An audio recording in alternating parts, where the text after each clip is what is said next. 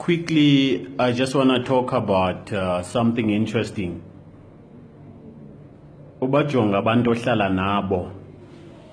Check the people you spend time with.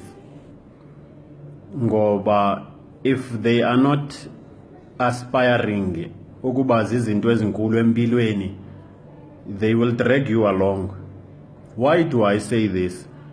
It is because bacteria zi-affecta or zi-attractwa ngamanzi angahambi. Bacteria are attracted by stagnant waters.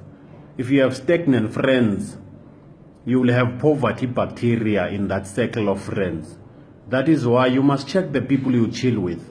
Are they flowing? Are they progressive? Even if they are not progressive as yet, do they show potential? Are they planning something big in their lives? Be careful of the people you spend time with.